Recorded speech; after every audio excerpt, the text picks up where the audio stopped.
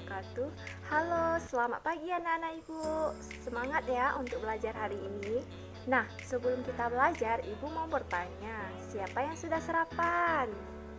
Oke, sudah sarapan semua ya. Siapa yang gak hadir hari ini? Hadir semua ya, bagus anak-anak ibu. Ada yang tahu nggak hari ini kita mau belajar apa? Ya, betul sekali anak-anak ibu. Kita belajar tentang wilayah negara kesatuan Republik Indonesia. Nah, sebelum kita mulai pelajaran, ibu melihat ada sampah-sampah tuh di bawah meja. Ayo kita bersihkan ya. Silakan diambil sampahnya dan buanglah pada tempatnya.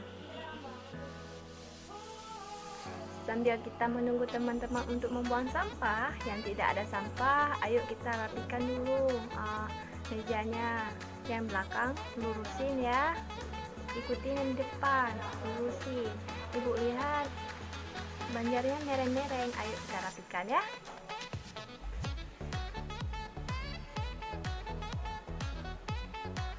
Nah, sudah siap? Sudah rapi? Silakan ketua kelas untuk pimpin doa.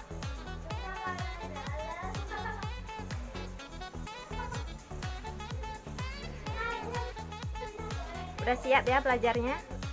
Materi kita apa tadi? Wilayah negara kesatuan Republik Indonesia. Nah, di Indonesia adalah negara kepulauan. Hal itu telah ditegaskan dalam pasal 25 Undang-Undang Dasar Negara Republik Indonesia tahun 1945 yang menyatakan bahwa negara kesatuan Republik Indonesia adalah sebuah negara kepulauan yang berarti Nusantara. Nah, dengan wilayah yang terbatas-batas dan hak-haknya ditetapkan oleh undang-undang. Nah, dengan adanya ketentuan ini dalam Undang-Undang Negara Republik Indonesia tahun 1945 dimasukkan untuk mengukuhkan kedaulatan wilayah negara kesatuan Republik Indonesia. Nah, hal ini penting untuk dirumuskan agar ada penegasan secara konstitusional pada wilayah Indonesia. Di tengah potensi perubahan batas geografi sebuah negara akibat gerakan separatisme, sengketa perbatasan antar negara atau penduduk oleh negara asing. Nah, istilah Nusantara dalam ketentuan tersebut dipergunakan untuk menggambarkan kesatuan wilayah perairan dan gugusan pulau-pulau Indonesia yang terletak di antara Samudra Pasifik dan Samudra India, serta di antara Asia dan benua Australia. Ketentuan wilayah tersebut mencangkup ketentuan politik, kesatuan hukum, kesatuan sosial budaya, serta kesatuan pertahanan dan keamanan. Dengan demikian, meskipun wilayah-wilayah Indonesia terdiri atas ribuan pulau-pulau, tetapi samudra terikat dalam satu kesatuan negara, yaitu Negara Kesatuan Republik Indonesia. Kepulauan adalah suatu negara yang terdiri atas banyaknya pulau-pulau dan laut berperan sebagai penghubung antar pulau. Selanjutnya itu sejarah wilayah perairan Indonesia. Nah, sebelum tanggal 13 Desember 1957, luas Indonesia tidak seperti sekarang loh. Pada tanggal itu, pemerintah Indonesia mengeluarkan yang namanya Deklarasi Juanda. Ada yang tahu isinya apa? Isinya menyatakan pada dunia bahwa yang disebut laut Indonesia adalah termasuk laut sekitarnya, diantaranya Kepulauan Indonesia. Karena deklarasi itulah, pulau-pulau Indonesia tadinya dipisahkan oleh laut dan sekelilingnya, akhirnya jadi satu kesatuan Nusantara. Laut tidak lagi menjadi pemisah, tetapi jadi pemersatu bagi bangsa.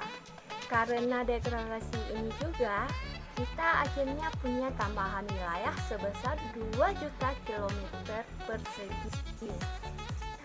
Negara-negara kepulauan yang wilayah lautnya lebih luas daripada wilayah daratan, maka peranan wilayah laut sangat penting sesuai dengan hukum laut internasional yang disepakati oleh PBB pada tahun 1982 dibagi menjadi yang pertama. Nah, yang pertama itu adalah laut teritorial yang berjarak 12 mil laut untuk garis dasar ke arah laut lepas. Pada wilayah ini, sebuah negara itu mempunyai kekuasaan penuh.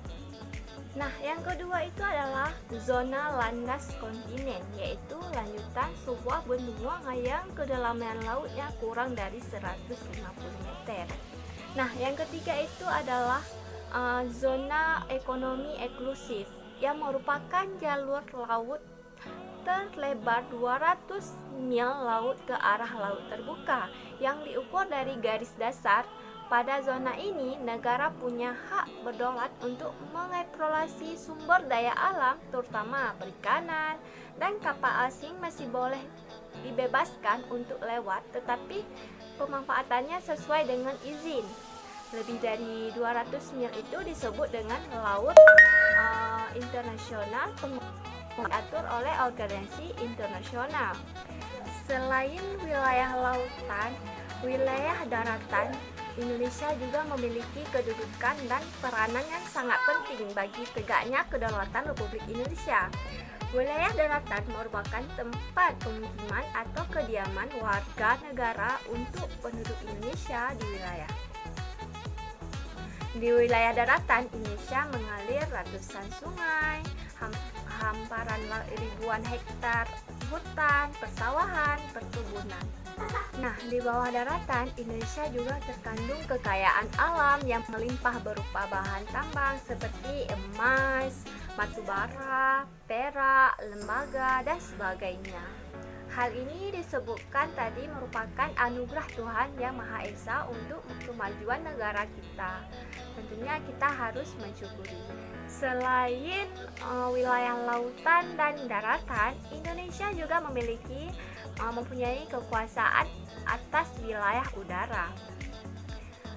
Wilayah udara Indonesia adalah ruang udara yang terletak di atas permukaan wilayah daratan dan lautan Republik Indonesia.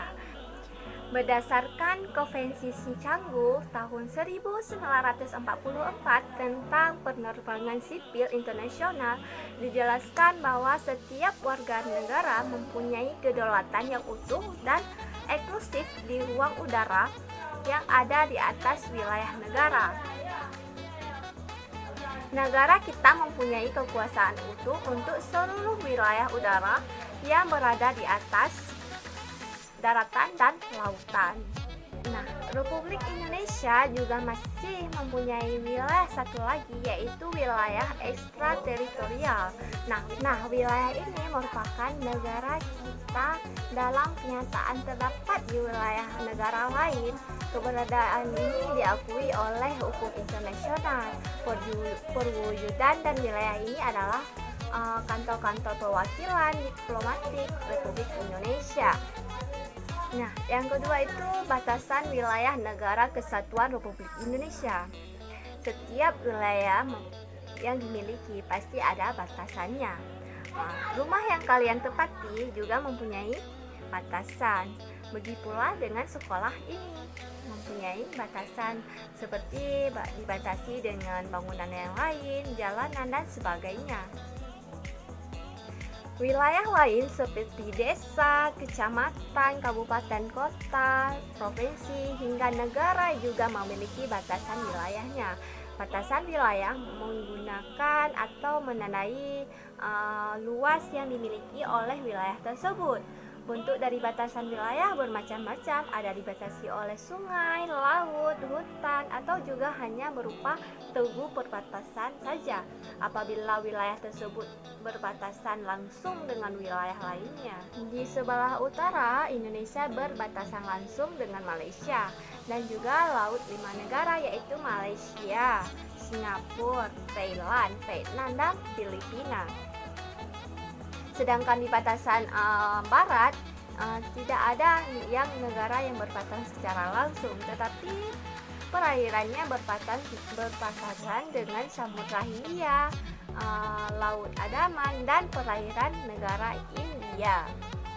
Di sebelah timur wilayah Indonesia berbatasan langsung dengan daratan Papua Nugini dan perairan Samudra Pasifik. Sedangkan di sebelah selatan, Indonesia berbatasan langsung dengan wilayah darat Timur Leste, sedangkan di wilayah lautan berbatasan langsung dengan Samudra Hindia dan juga perairan Australia. Mungkin hanya itu yang dapat Ibu sampaikan. Selanjutnya Ibu akan membagikan kelompok. Nah, kita berapa orang nih? Nah, baik. Oke. Ibu akan bagikan kelompok. 3 kelompok ya. Satu kelompok terdiri dari 3 orang atau 4 orang. Nah, perwakilan dari kelompok nanti akan maju ke depan untuk mengambil satu pembahasan. Ini adalah kotak curious box, yang artinya adalah kotak penasaran. Di dalam kotak ini terdapat 6 kotak kecil. Jadi anggota kelompok itu memilih kotak untuk bahan presentasi. Nah, misalnya kelompok 1 memilih kotak warna merah nih ya. Terus dibuka.